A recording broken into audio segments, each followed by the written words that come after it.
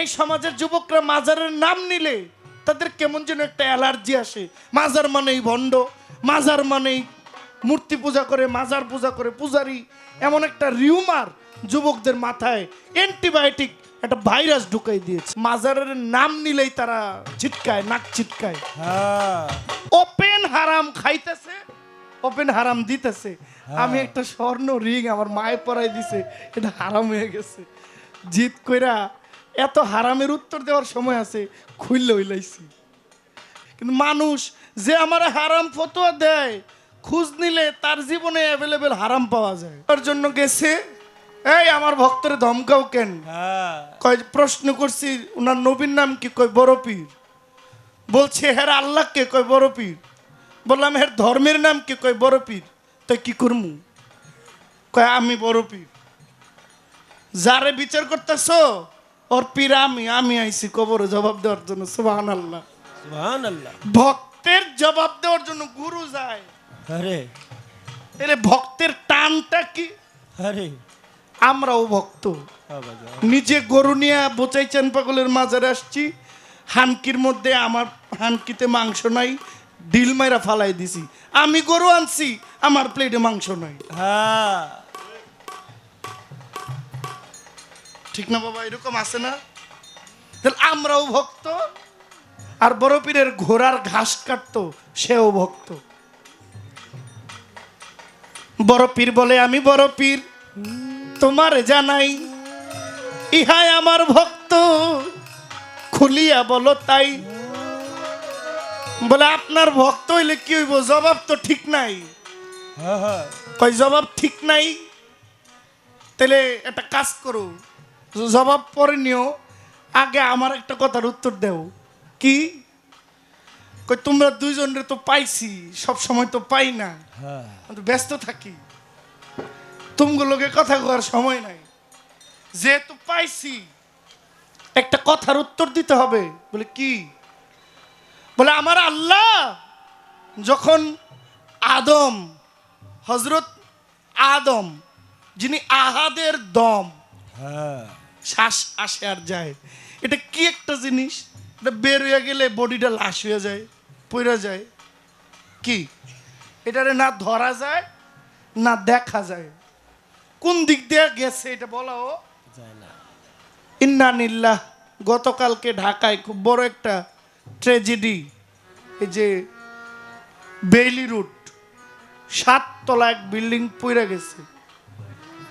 নিউজে দেখেছি 47 জন মারা গেছে, 72 জন পুইরা সারখার হয়ে গেছে, আইসিইউতে আছে।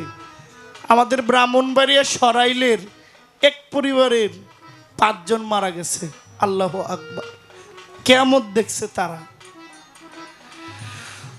দম বন্ধ হয়ে মনে হইলে আল্লাহ কত ভালো রাখছে।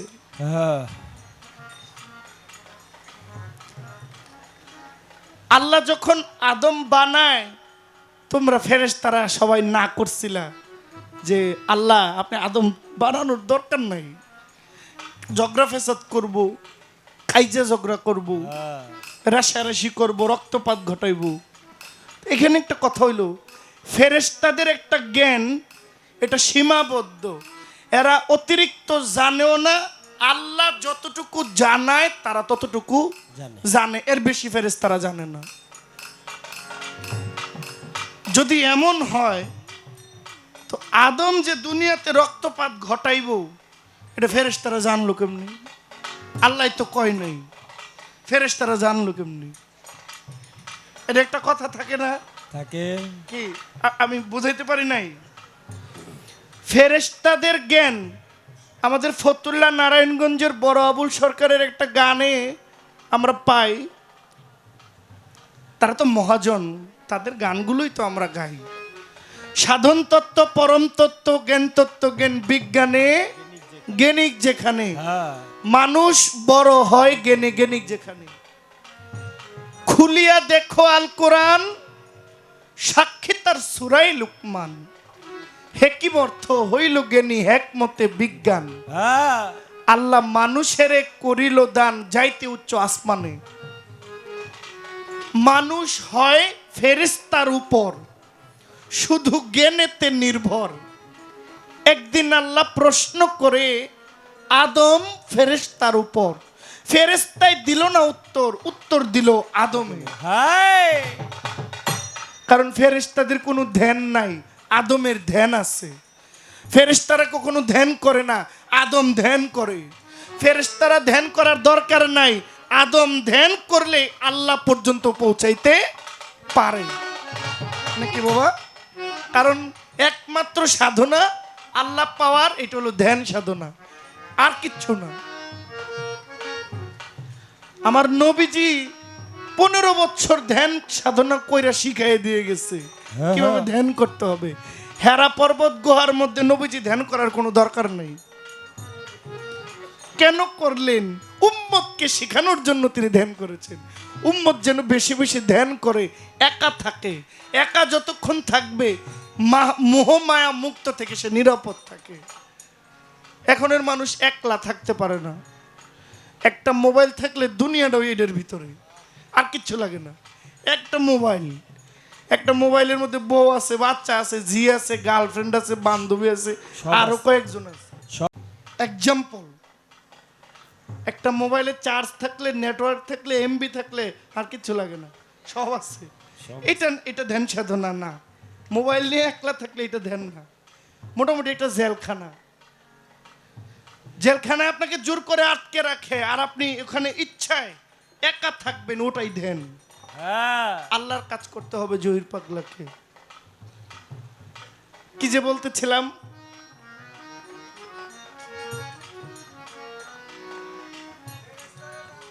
ফেরেশতারা কিভাবে জানলো? মানুষ হয় ফেরেশতার উপর শুধু জ্ঞানেতে নির্ভর। একদিন আল্লাহ প্রশ্ন করে আদম ও ফেরেশতার উপর, ফেরেশতাই দিল না উত্তর, উত্তর দিল আদমে।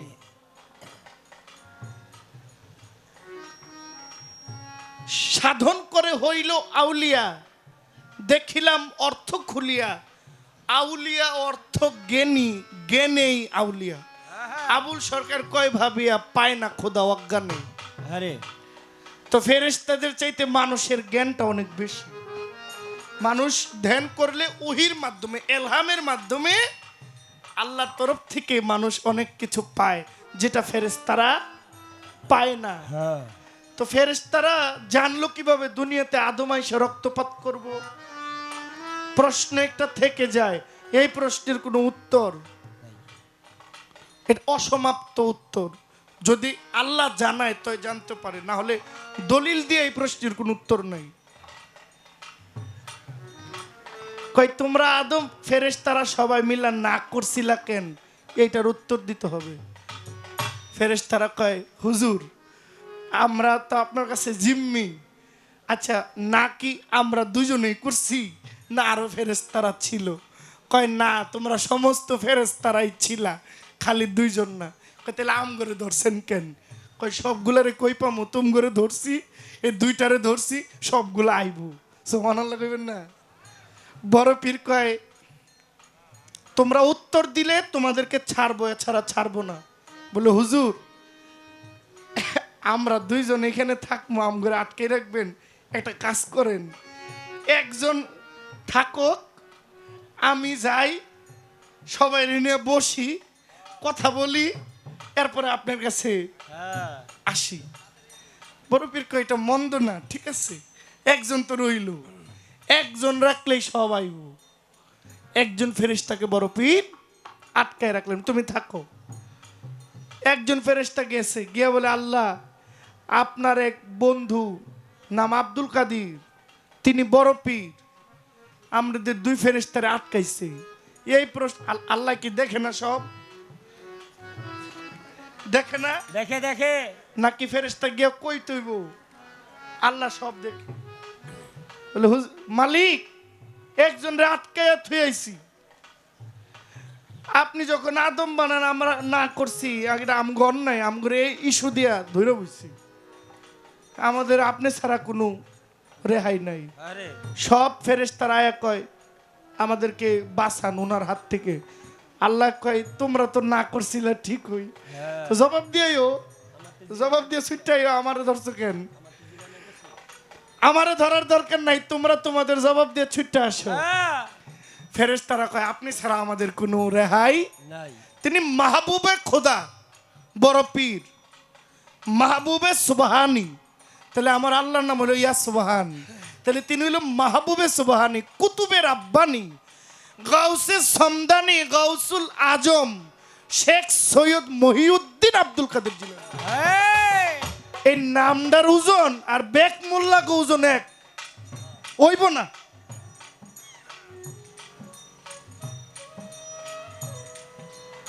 সব ফেরেশতারা নত হয়ে গেছে, হুজুর আমরা সব ফেরেশতারা আইছি, আমার ভুল হয়ে গেছে, আমরা সব ফেরেশতারা আপনার কাছে ক্ষমা চাই।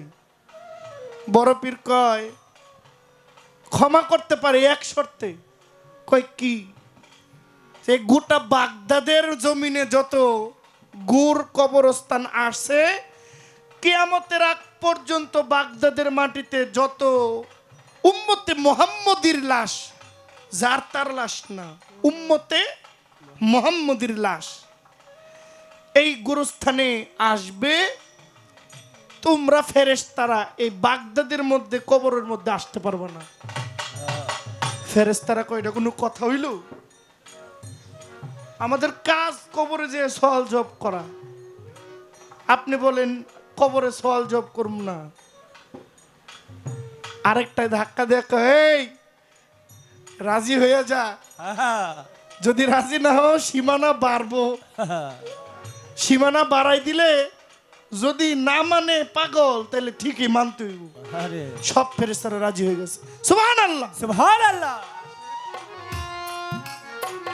সব ফেরেশতারা রাজি হয়ে বলছে ঠিক আছে হুজুর, আমরা আসবো না। এই বাগদাদের জমিনের উম্মতে মুহাম্মদী দয়াল নবীর উম্মতের কোন কবরের মধ্যে আমরা সওয়াল জবাব নিতে। বলছে এইবার যাও। ফেরেশতাদেরকে মুক্ত করে দিয়েছে। ওই যে প্রশ্ন, ফেরেশতা খোদার বান্দা রাখছে, ফেরেশতা খোদার বাদি মন আমার, আগে পীরের হওগা তাবেদার। মানুষ হওয়ার জন্য স্কুলে যাই, মানুষ হওয়ার জন্য মক্তবে যাই, মানুষ হওয়ার জন্য কলেজে যায়, ইউনিভার্সিটিতে যায়। বর্তমান সমাজের যুবকদের মাথায় এমন একটা ভাইরাস ছড়িয়ে দিচ্ছে, মাজারের নাম নিলেই তারা চিৎকায়, নাক চিৎকায়। এই সমাজের যুবকরা মাজারের নাম নিলে তাদের কেমন যেন একটা অ্যালার্জি আসে। মাজার মানেই ভণ্ড, মাজার মানেই মূর্তি পূজা করে, মাজার পূজা করে পূজারি, এমন একটা রিউমার যুবকদের মাথায় অ্যান্টিবায়োটিক একটা ভাইরাস ঢুকাই দিয়েছে। আর এই ভাইরাসের একটাই পথ, বেশি বেশি করে অলির সঙ্গ করতে হবে, বেশি বেশি করে সাধুর সঙ্গ করতে হবে। সাধুর সঙ্গ করলে একটা মানুষ আইসাব দেখবে, বুঝবে যে না এই সমাজের মধ্যে কোনো পাপাচার নাই।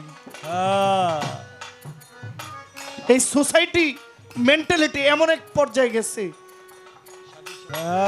কি একটা মাইন্ড সেট আপ করে দিয়েছে। এত কিছু করেন, স্কুলে পাঠান, মাদ্রাসায় পাঠান, ছেলেদেরকে ইউনিভার্সিটিতে পাঠান। ছোট বাজান, আপনাদের ছেলে মেয়েদেরকে মাজারে নিয়ে যাবেন, বেশি বেশি মাজারের তবারুক খাওয়াবেন, মাজার জিয়ারত করাবেন, মাজারে বিভিন্ন সাধুদের চরণ ধুলে কদম বুচি করাবেন, এরা আদব শিখবে। সব জায়গায় শিক্ষক আছে, মানুষ হওয়ার জন্য একটা শিক্ষক আছে। আর এই মানুষ হওয়ার স্কুলটাই হচ্ছে প্রত্যেকটা পীরের মাজার, প্রত্যেকটা অলির দরবার। এই কথাগুলো একটু শুনতে আপনারা বিরক্ত হইতেছেন বুঝতেছি, কিন্তু আমি কেন বলছি, কারণ আমিও তো এই সোসাইটির, আমরা তো গ্রামের ছেলে। আপনি শহরের সোসাইটির মেন্টালিটি আপনি বুঝবেন না। এরা না সঙ্গীত বুঝে, এরা না ধর্ম বুঝে, এরা না কিচ্ছু বুঝে, একটা কট্টরপন্থী হয়ে রয়েছে, একটা শক্ত সমাজের বাসিন্দা। সাধুর কিচ্ছু এরা বুঝে না, মানে না, করতে চায় না। এদের মাথার মধ্যে বিষাক্ত পোকা ঢুকাই দিছে। আপনার এক প্রশ্নের জবাব হয়ে গেল। মায়েরা বেশি বেশি মাজার জিয়ারত করবেন, বেশি বেশি পাগল ফকিরের খেদমত করবেন। খুব লম্বা জুব্বা টুপি পরা একেবারে যে ফালাই দিবেন তা না, পাগলদের খেদমত করবেন। আবার আমি পাগল না, পেট পূজারি পাগল না। একটা আছে পেট পূজারি, একটা হচ্ছে গুরু পূজারি। গুরু পূজারি পাগল হয়েছে বসে রয়েছে, দেখলেই বোঝা যায়। গুরু পূজারি পাগলের চেহারা আপনি দেখলে অনুভব করতে পারবেন। যাহার বদন দেখা মাত্র মনে জাগায় আনন্দ,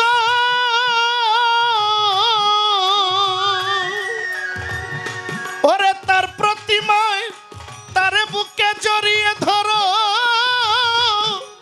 এই তো স্বয়ং গোবিন্দ দিয়ে প্রতি অঙ্গে প্রতি অঙ্গ করো রে মন সাধুর সঙ্গ। প্রতি অঙ্গে প্রতি অঙ্গ করো রে মন সাধুর সঙ্গ। প্রতি অঙ্গে প্রতি অঙ্গে প্রতি অঙ্গ করো আমার বুচাই পাগলার সঙ্গ। উথলিবে প্রেম তরঙ্গ, উথলিবে উথলিবে প্রেম তরঙ্গ, ত্রিতাপ জ্বালা গুছে যাবে। জানো না রে অভ্রান্ত মন কিসে গুরুর ভজন হবে। যার সাথে নাই প্রেম প্রীতি, যার সাথে নাই, যার সাথে নাই প্রেম প্রীতি, তার পূজায় কি মন বসিবে। জানো না রে ও ভ্রান্ত মন কিসে গুরুর ভজন হবে। জানো না রে ও ভ্রান্ত মন। প্রেম সোহাগে কাছে টেনে প্রিয় কিংবা প্রিয়জন,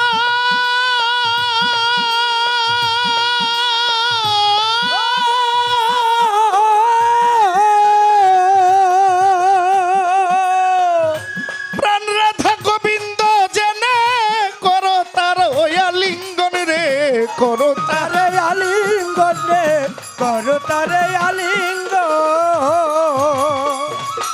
ওরে তোমার মুখে যাহা মিঠা লাগে সপে দিও আমার গুরুর ভোগে। তোমার মুখে যাহা মিঠা লাগে সপে দিও গুরুর ভোগে। আতাউর রহমান সাহেব মুখে যাহা মুখে মিঠা লাগে, বিপ্লব ভাই সপে দিও গুরুর ভোগে। পরাণ কান্দে যাহার তরে পরাণ কান্দে, তোমার পরাণ কাঁদে যাহার তরে তার প্রতিমায় থাকো ডুবে। জানো না রে অভ্রান্ত মন কিসে গুরুর ভজন হবে।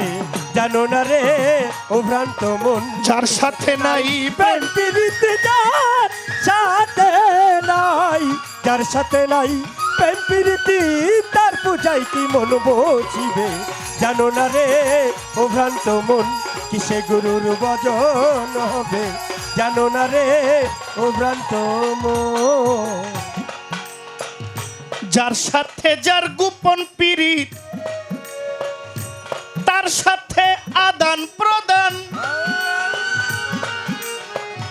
তার প্রতিমায় পূজা দিতে লাগে না ভেদ বিধান, লাগে না ভেদ বিধান রে, লাগে না রে ভেদ বিধান।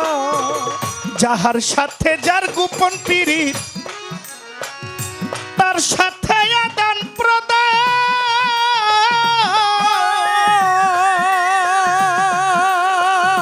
তার প্রতিমায় পূজা দিতে লাগে না রে ভেদ বিধান।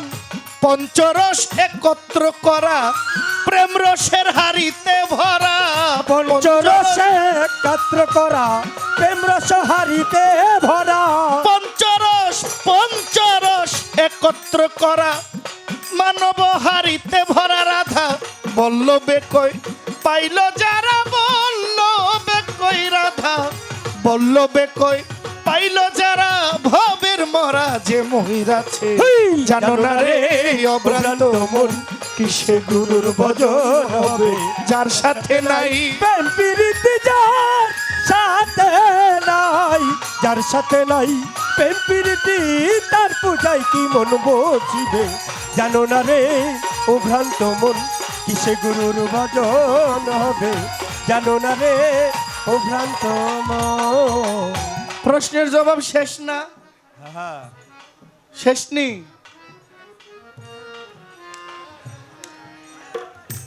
আপনারা কি ঘুমাই গেলেন না ঠিক আছেন? জবাব শেষ না, আরেকটা আছে।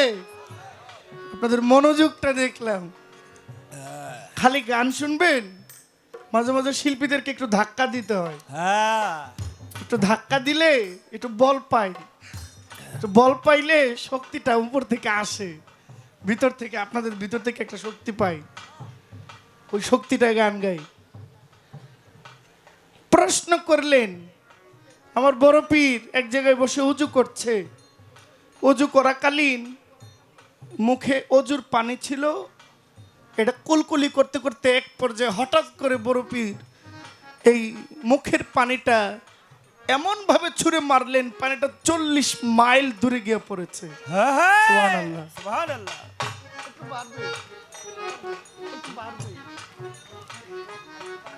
বড় পীরের এক ভক্ত ছিল, সেও একজন খেলাফতপ্রাপ্ত পীর, তার নাম পীর সানোয়ান। ইস্পাহানি শহরে এক সুন্দরী মেয়ের প্রতি তার আকৃষ্ট লোভ হয়ে গেছে। ওই মেয়ে হইল খ্রিস্টান, হ্যাঁ হ্যাঁ ওই মেয়ে খ্রিস্টান। ওই মেয়েকে বিয়ার প্রস্তাব দেয় মুসলমান, সে আবার একজন পীর, সে চাইলেও একটা খ্রিস্টান ধর্মের মেয়ে বিয়ে করতে পারে না। এখানে তার আবাদতে ভঙ্গ হইতে পারে, কর্মভঙ্গ হইতে পারে। পারে। এই খ্রিস্টান মেয়ে দেখা বিয়ার প্রস্তাব দেয়।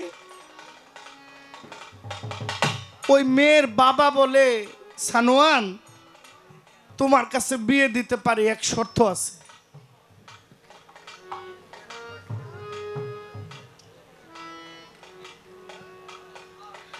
এক শর্ত আছে,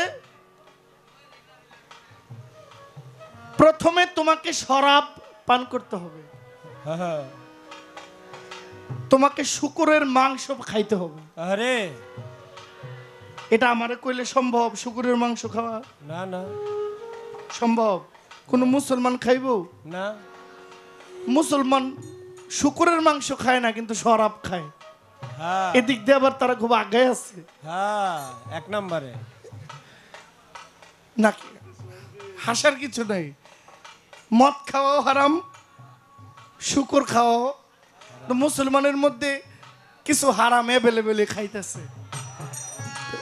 আমি এক মায়ের এক সন্তান। আমার মা আমাকে ছোট থাকতে একটা গোল্ড আমার এই কানে দিয়ে দেয়, রিং ছিদ্র করে। আমার মা, এটা এখন ফ্যাশনেবল, অ্যাভেলেবেল কান ছিদ্র করা। তো এটা আমি অ্যাভেলেবল করিও নাই, বুঝ হয়ে দেখছি যে আমার কানের লতি বাম কানটা ছিদ্র। তো আমার মা একটা ছোট্ট রিং আমাকে পরায় দিছে। তো এই রিংটা যখন পরায় দিই, তখন আমি প্রাইমারি স্কুলে পড়ি। কিছুদিন আগেও একটা পড়ছিলাম, খালি মানুষের হাদিস শুনতে শুনতে খুইলা লাইছি, খালি হারাম হারাম, গোল্ড পরা হারাম। এর সে বড় বড় হারাম অ্যাভেলেবেল করতেছে, ওপেন হারাম খাইতেছে, ওপেন হারাম দিতেছে। আমি একটা স্বর্ণ রিং আমার মায়ে পরাই দিছে, এটা হারাম হয়ে গেছে। জিত কইরা এত হারামের উত্তর দেওয়ার সময় আছে, খুইলে হইলাইছি, খুইলে রেখে দিছি। শ্বশুর বাড়ির আংটি পাইছিলাম, এগুলো খুলে দিছি। হারাম পরার দরকার নাই, কিন্তু মানুষ যে আমার হারাম ফতোয়া দেয়, খোঁজ নিলে তার জীবনে অ্যাভেলেবেল হারাম পাওয়া যায়। এখন আমার স্বর্ণ পড়লে হারাম হয়ে গেছে, থাক না পড়ি। শখ হয়েছিল, পড়া শেষ, কথা হারাই ফেলছি। বলছে তোমাকে শুকুরের মাংস খাইতে হবে, তোমাকে শরাব খাইতে হবে। হ্যাঁ হ্যাঁ। বলে এর কোনোটাই আমার সম্ভব না। যদি সম্ভব না হয় তাহলে বিয়ে করতে পারবা না। তার মতি ভঙ্গ হয়েছে, দৃষ্টিভঙ্গ হয়ে গেছে। বড় পীর জানতে পারলেন তার ভক্ত, একজন খেলাফত প্রাপ্ত ভক্ত, একটা সুন্দরী রমণীর ফাঁদে পড়ে ধ্বংস হওয়ার পথে চলে গেছে। হ্যাঁ ঠিক তাৎক্ষণিকভাবে ও পীর সানোয়ানের সফর সঙ্গী ছিলেন হজরত ফরিদ পীর, উনিও একজন পীর ছিলেন। ফরিদ বলছেন, সানোয়ান তুমি অন্যায় করছো, তুমি ভুল পথে যাচ্ছ, তোমাকে এখান থেকে ফিরে আনা আমি তোমার তরিকার ভাই, এটা আমার দায়িত্ব। ঠিক তৎক্ষণাৎ ফরিদ পীর তিনি সেজদায় পড়ে বললেন, হে হুজুর গাউসে পাক, আপনার ভক্ত পথভ্রষ্ট হচ্ছে, আপনার ভক্তকে রক্ষা করেন। ঠিক ওই সময় আমার বড় পীরের মুখে ছিল কুলির পানি। এই মুহূর্তে কি করবে, মুখের কুলিটা এমন জোরে ফিক্কি মারলেন, ওই পীর সানোয়ানের অঙ্গের মধ্যে আইসা, মুখের মধ্যে আইসা, পুরো গায়ের মধ্যে আইসা পড়া যায়। পীর সানোয়ানের জ্ঞান ফিরে, হুশ ফিরে, হাই হাই, আমি একটা খ্রিস্টান মেয়ের জন্য আমি আমার নিজের অস্তিত্ব বিলীন করতে চাচ্ছি, আমার ভুল হয়েছে। তওবা করে আবার তৎক্ষণাৎ ফিরে আসলেন পীরের দরবারে। পীর বলছেন, যাও, তোমাকে ক্ষমা করে দিলাম। জীবনী পড়লে পাওয়া যায় বাগদাদের এক সুন্দরী প্রাপ্তবয়স্ক এক মহিলা, তাকে যে দেখে সে পাগল হয়ে যায়। এক ছেলে তাকে ডিস্টার্ব করছে, খুব বিরক্ত করছে। ওই সুন্দরী মহিলা এক জঙ্গল দিয়ে যায়, হঠাৎ করে ওই যুবক টের পায় এই পথে এই মহিলাটা একা যায়। তার ইজ্জত নষ্ট করার জন্য ওই লম্পট মহিলার গায়ে হাত তুলে আমার বড় পীর রওজায় থেকে বলছেন, ইয়া গাউসুল আজম দস্তগীর, আপনার ভক্ত বিপদে পড়েছে। গাউসুল আজম শব্দের অর্থ হইল অনেক বড় সাহায্যকারী। গাউসুল আজম অর্থ হইছে সাহায্যকারী, যিনি সাহায্য করেন। যেমন তেমন সাহায্য না, সাহায্য আপনার 500 টাকা লাগছে আমি দিছি, এটা এই সাহায্য কইরা গাউসুল আজম হওয়া চাইব না। না না, আমার পেটে খাবার নাই, আমার ঘরে চাল নাই, 5-এর চাইল দেন, 10-এর চাইল দেন, এটা একজনকে সাহায্য করা, প্রতিবেশীকে সাহায্য করা। কিন্তু এই সাহায্য কইরাই আবার গাউসুল আজম মনে করার দরকার নাই। ভক্ত বিপদে পড়েছে জঙ্গলে, মহিলা কষ্ট হইতেছে,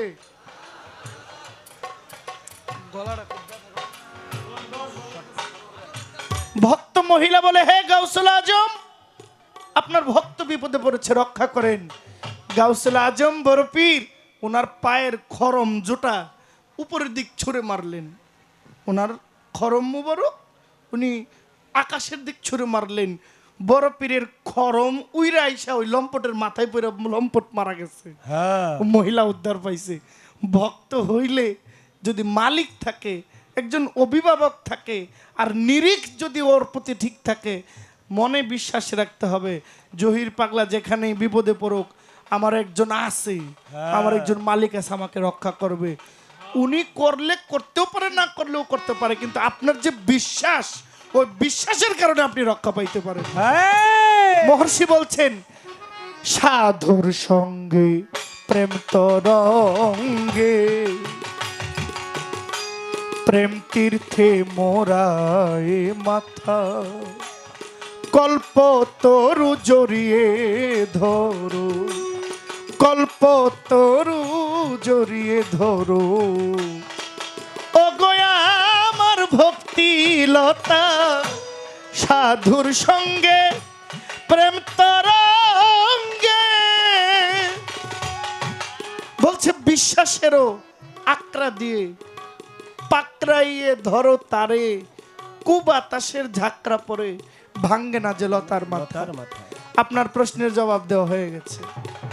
এইবার আমার প্রশ্ন এলো আপনার দ্বারে,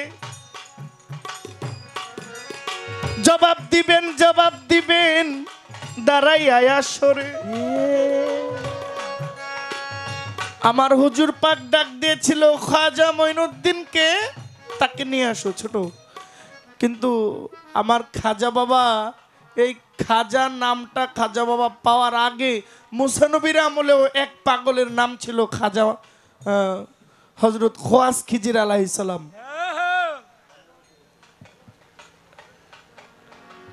মুসানবীর আমলে এক পাগলের নাম ছিল খাজা খোয়াস খিজির, তাকে বলা হয় জিন্দা পীর। যাকে বলা হয় নবীর পানিতে বসবাস করেন খাজা খোয়াস খিজির জিন্দা পীর, এখনো পর্যন্ত তিনি আছে। কিয়ামত পর্যন্ত তিনি থাকবেন, তিনি পানিতে বসবাস করেন। আমার আপনার কাছে প্রশ্ন, আমার খাজা মঈনুদ্দিন জন্ম নিয়েই খাজা টাইটেলটা পায় নাই। উনি জন্ম নিলেন গিয়াসউদ্দিনের ঘরে। ওনার নাম হইল মঈনুদ্দিন সঞ্জরি। সঞ্জরনগর গ্রামে জন্ম হওয়ার কারণে নাম হইল মঈনুদ্দিন সঞ্জরি। আমার আপনার কাছে প্রশ্ন, কোন কর্মের বিনিময়ে তিনি খাজা টাইটেলটা পাইলেন? আপনি বলেছেন নবী তরু শাখা আলী হাসান বস্ত্রী পহেলা কলি 14 সিঁড়ি পর। 14 সিঁড়ি মানে বাপের বংশ না, পীরের বংশ। 14 সিঁড়ি পর ফুল ফুটিল হজরত খাজা উসমান হারুনি।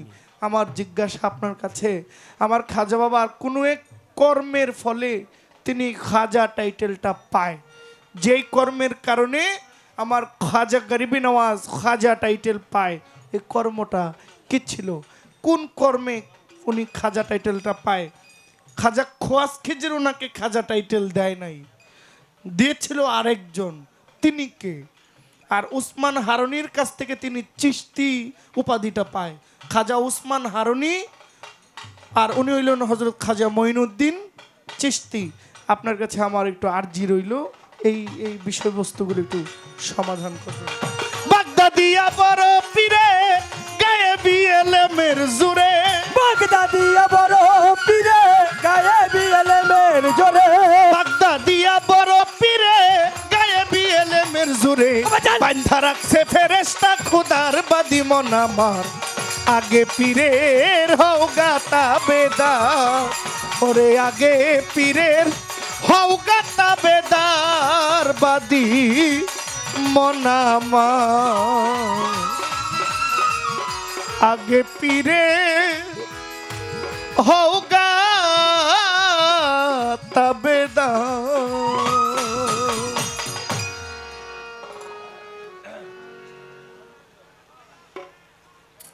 2:30 বাজে, অনেক রাত হয়ে গেছে।